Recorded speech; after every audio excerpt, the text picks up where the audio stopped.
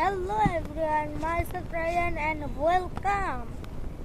welcome to our another vlog everyone.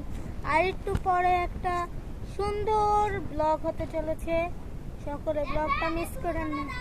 শুরু করছি না, আমি একটা ইন্টারভিউ দিচ্ছি, তুমি গোসল টোসল করে ঠিক আছে আসো। গাইস আমাদের তাওহীদ, হ্যাঁ তুমি চেঞ্জ করে আসো।